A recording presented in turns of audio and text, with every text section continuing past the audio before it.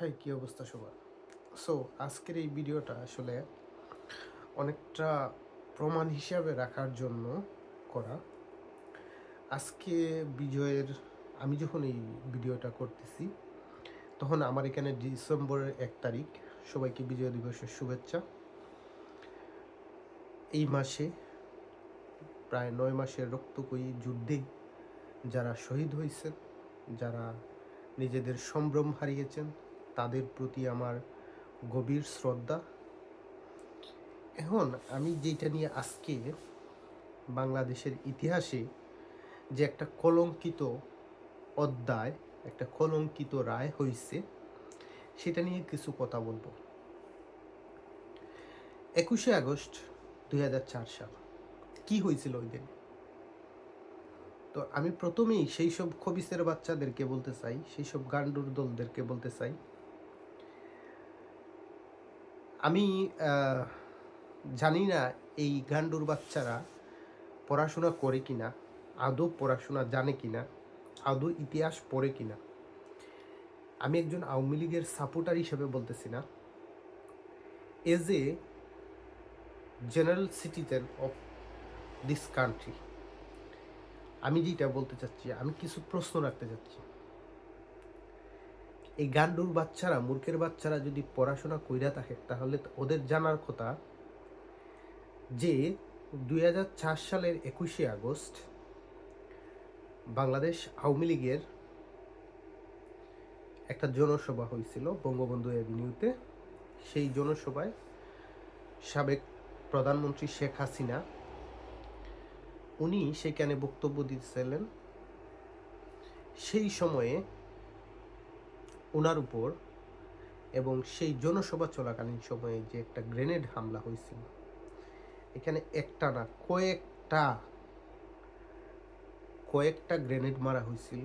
একদম উনি একটা ট্রাকের উপর দাঁড়াইয়া বক্তব্য দিতেছিলেন, এই ট্রাকটার ঠিক পাশে একটা গ্রেনেড পড়ছিল। উনি ওই যাত্রায় প্রাণে বেঁচে গেছেন। জাস্ট ইমাজিন যে এরপরে এই ২১শে আগস্ট এই গ্রেনেড হামলাটা এরপরে কি হইল, এটাতে তদন্ত করা হইল, সেটা নিয়ে একটা নাটক করা হইল, জজমিয়া কাহিনী। তো জজমিয়া কাহিনী গুগলে সার্চ দিয়া দেখতে পারেন আসলে কি হয়েছিল। যেই লোকটা জীবনে রাজনীতির আশেপাশে আসে নাই কোনোদিন, কোনো কিছু মানে একদম পাগল একটা লোকরে আসামি বানাইয়া দিছে এই গ্রেনেড হামলা। কে করছিল?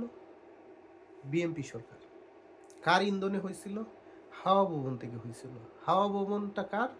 তারেক রহমানের। আর তারেক রহমানের ডান হাত ছিল বাবর, আর তার আরেক বন্ধু মামুন। তো এইসব ইতিহাস যাই না। আপনি আপনি বলেন, আপনি একটা দলের প্রধান, আপনাকে মারার জন্য অ্যাটেম্প্ট নেওয়া হয়েছিল। আপনার ১৯৭৫ সালের ১৫ই আগস্ট আপনার বাবা মা আত্মীয় স্বজন সবাইকে মেরে ফেলা হয়েছিল। আপনার ছোট্ট একটা ভাই, দুধের বাচ্চা, ওরেও মারা হয়েছিল। আপনি কোন যুক্তিতে, আপনি আপনি যদি রক্তে মাংসের মানুষ হইয়া থাকেন, আপনি এটা কিভাবে সহ্য করবেন? কিন্তু শেখ হাসিনা একজন রাজনীতিবিদ হিসাবে অনেক ধৈর্য ধরছেন, অনেক সহ্য করছেন।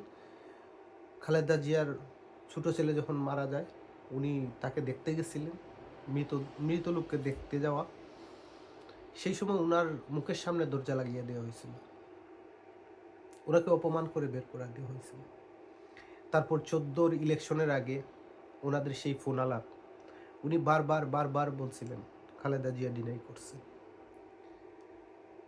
তো এই এত সব বাস্তবতার নিয়ে আপনি কিভাবে মনে করেন যে একজন মানুষ সব কিছু সহ্য করবে, একটা দলকে, বিএনপিকে স্পেস দিবে রাজনীতি করার জন্য?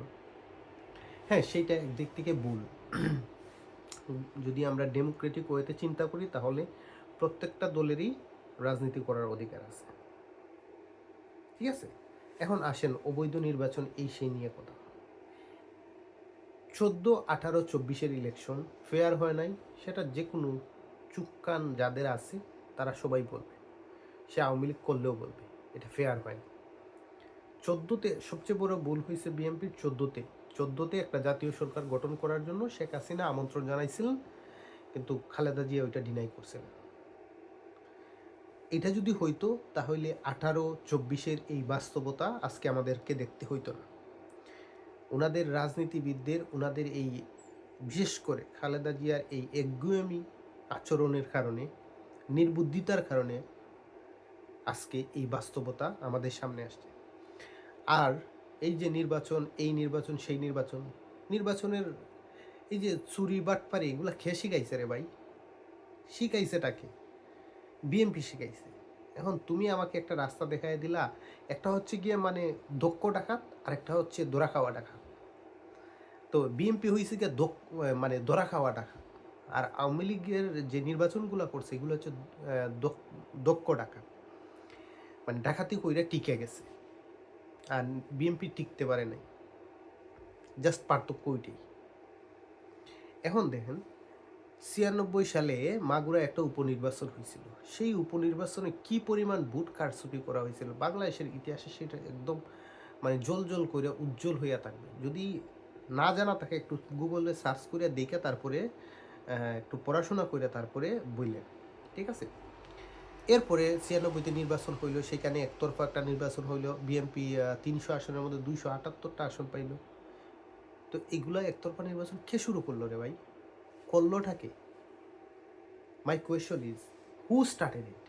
স্টার্টটা করছে কি? এই একজন এখন চুর যদি আরেক চুরের রাস্তা দেখাইয়া দেয়, তাইলে তো মানে জিনিসটা বুঝতেছেন না, জিনিসটা মানে লজিক্যালি চিন্তা করেন। রাজনীতিটা হচ্ছে এইরকম, রাজনীতিতে কেউ কাউকে স্পেস দিবে না। ওকে, এটা এটা এটা নর্মাল। পলিটিক্সে কেউ কাউকে স্পেস দিবে না। আপনি খেলায় নামছেন, আপনি কি খেলায় হারবেন? ইচ্ছা করে হারবেন? Nobody wants. কেউ ইচ্ছা করে হারবে না। সো বিষয়টা হচ্ছে দেখেন, বিএনপি যেই চুরি বাটপারি শুরু করছিল, ওই 96 নির্বাচনে যে চুরি বাটপারিটা করছিল, করার পরে ওরা টিকতে পারে না, আন্দোলনের মুখে ওদেরকে আবার নির্বাচন দিয়ে নামতে হলো। এরপরে আসেন 2004-এর ঘটনা তো বললাম। তো 2006-এ কী করছে ওরা? তত্ত্বাবধায়ক সরকারকে আনবে, এই জন্য বিচারপতিদের বয়স, জাস্ট ইমাজিন, লজিক্যালি চিন্তা করেন, বিচারপতিদের বয়স মানে উনাদের পছন্দের একজন বিচারপতি আছে, উনি অলমোস্ট অবসরে চলে যাবেন। এখন ওই বিচারপতিকে ওনারা কি করবেন? এই মানে উনাদেরকে রাষ্ট্রপতি বানাবে, ঠিক আছে। তো ওই বিচারপতির বয়স বাড়ানো হয়েছে, 65 থেকে 67 করা হয়েছে। মানে জাস্ট ইমাজিন করেন শুরুটা করলো কে? এর আগে তো আওয়ামী লীগ ক্ষমতা ছিল না, আওয়ামী লীগ ক্ষমতা ছিল 75-এর আগে। তাইলে বাংলাদেশের রাজনীতিতে এই যে জিনিসগুলা শুরু করলো কে? আমি যদি ধরি, দ্য মেইন ইনিশিয়েটর হচ্ছে জিয়াউর রহমান। যেই দলটা সৃষ্টি হয়েছে ক্যান্টনমেন্ট থেকে, সেই দলের মুখে গণতন্ত্র, মানে বিষয়টা মানে হাস্যকর, মানে খুবই হাস্যকর লাগে। যাই হোক, এই ভিডিওটা প্রমাণ হিসেবে রাখলাম এই জন্য যে আজকের দিনে, বিজয়ের মাসের প্রথম দিনে, আজকে যে একটা কলঙ্কিত রায় হলো, সেইটা থেকে প্রমাণ হলো যে আমাদের বিচার বিভাগ আসলে কতটা অতর্ব এবং কতটা মুখাপেক্ষী এই গেঞ্জি প্রজন্ম বলেন আর এই বিএনপির কাছে, সবার কাছে। এই ইতিহাস লেখা থাকলো, ঠিক তেমনিভাবে প্রত্যেকটা এই যে এইগুলা ঋণ হিসাবে থাকলো, এই প্রত্যেকটা ঋণ একদিন না একদিন পরিশোধ করা হবে। ধন্যবাদ।